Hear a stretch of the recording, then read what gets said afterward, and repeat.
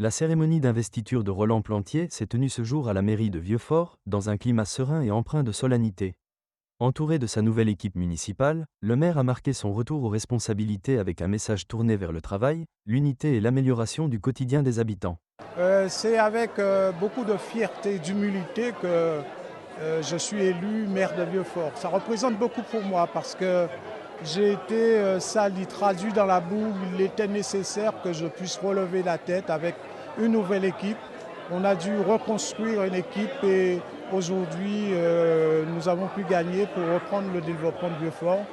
Car depuis 2020, je ne pense pas qu'il y ait grand-chose qui ait été réalisé sur ce territoire-là.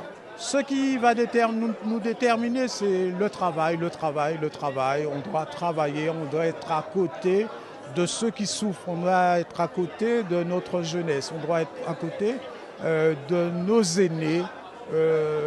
La misère sociale, on doit pouvoir comprendre la misère sociale parce qu'il y en a aussi peut-être pas de façon démesurée, mais il y en a aussi sur notre territoire. On doit être à côté des uns et des autres. Roland Plantier a souligné sa volonté de s'engager pleinement au service de la commune et de ses administrés. Il a également insisté sur l'importance de la cohésion au sein de l'équipe municipale afin de mener à bien les projets à venir. L'heure est venue de se mettre au travail afin d'offrir aux Vieux-Fortins une meilleure qualité de vie, a-t-il déclaré, rappelant son attachement profond à cette commune. Les 3 prochains mois, c'est de reprendre, faire de Vieux-Fort le Vieux-Fort qu'on a laissé en 2020. Il y a un certain nombre de carcasses qui traînent dans les cités. Je donne un mois à mes services pour pouvoir, et services de la communauté d'agglomération, pour pouvoir débarrasser Vieux-Fort de ces carcasses et d'autre part reprendre le développement de Vieux-Fort avec des priorités, redonner à la mairie un directeur, parce qu'il n'y en a pas aujourd'hui. Il n'y a personne qui dirige la mairie. Chacun est à la merci de lui-même. Hein. Et d'autre part, j'ai parlé de la maison de la Bauderie, réparer le port de pêche, même si c'est une compétence du département, mais réparer l'ouvrage hydraulique de l'Anse-du-Puy. La nouvelle municipalité entend désormais se consacrer aux dossiers prioritaires et poursuivre le développement de Vieux-Fort, avec pour objectif de répondre aux attentes de la population et de renforcer l'attractivité de la commune. C'est vraiment avec beaucoup de fierté et d'humilité que j'ai accepté ce choix de mes colistiers, parce que ça a été fait par un vote. Et en tout cas, je suis prête à être aux côtés de ma population, une élue engagée, et vraiment pour accompagner l'ensemble des Vieux-Fortins. Eh bien, je suis très satisfait. Nous étions en campagne, il a fait un bon travail. Et comme je le connais de longue date, nous avons travaillé pendant 25 ans ensemble. Et je savais qu'il avait mûri et il a toutes les compétences pour gérer une commune en tant qu'homme digne et responsable. Donc par conséquent, c'est pourquoi il a mon soutien et je veillerai à ce qu'il continue dans le bon sens afin que la sérénité et l'amour de vivre ensemble continuent. Je fais partie d'une association, les Masques de Vieux-Fort. Je suis très fière que Roland Plantier soit élu maire aujourd'hui. Je suis même émue et très contente. Ça va redonner un renouveau à Vieux-Fort, ça va faire Vieux-Fort rebondir. Je suis fière de cette élection et je remercie toute la population de Vieux-Fort. Voilà quoi. Je crois que ce qui a favorisé mon retour, c'est qu'on a mis en place quelqu'un qui avait proposé, qui a fait beaucoup de promesses. Et comme vous savez, quand on promet beaucoup, obligatoirement, la chute n'est pas loin.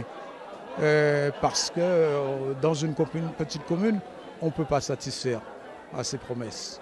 Et donc, après, vous avez un conseil municipal qui n'a pratiquement pas travaillé. Imaginez que nous avons investi entre 2014 et 2020 4 200 000 en investissement, c'est-à-dire la réparation, la construction du nouveau cimetière, la réparation des dégâts causés par l'ouragan Maria sur l'école primaire. la partie maternelle.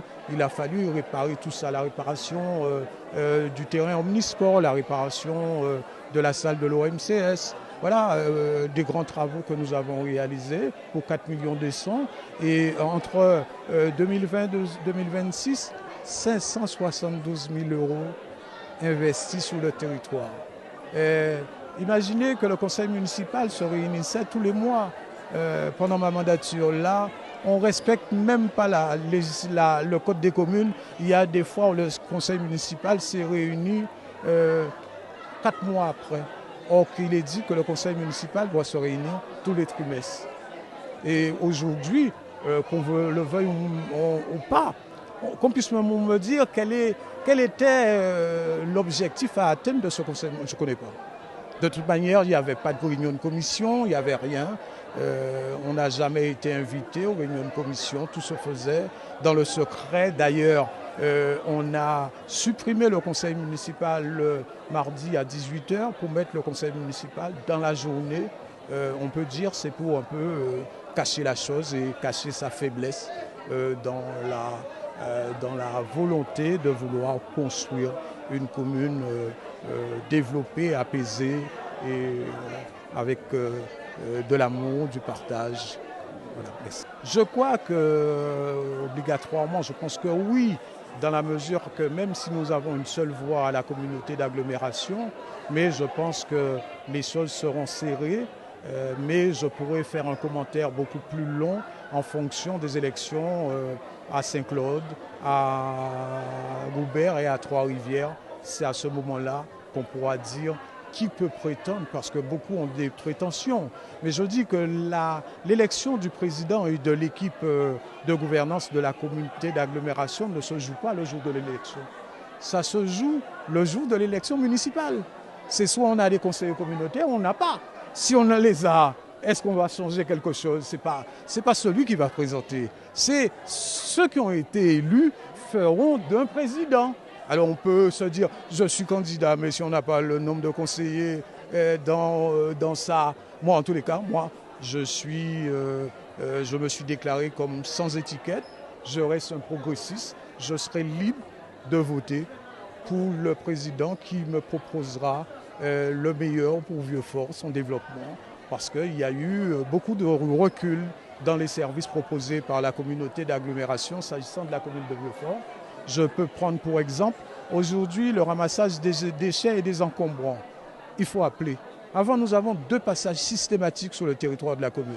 Le premier vendredi et le 3e vendredi du mois. Aujourd'hui, on appelle, il faut appeler, on appelle. Si vous avez la personne qui a appelé, on ramasse. Si à côté, on ne ramasse pas. Il faut quand même revenir à quelque chose que je crois être plus décent. On ramasse ou on ne ramasse pas. Et si on avait un service téléphonique qui était à la hauteur, on peut appeler et ne jamais avoir les services de la communauté d'agglomération. Vous le savez tous. Donc je crois qu'il y a lieu de revoir un certain nombre de choses. Et c'est sur le programme que personnellement, je suis seul. Je ne suis pas affilié à un parti. Donc, je suis progressiste, certes, mais je choisirai encore une fois le président en fonction de ce qu'il va proposer pour Vieux-Fort. Les habitants se sont rassemblés avec beaucoup de joie pour témoigner leur attachement à leur commune et leur confiance envers leur élu.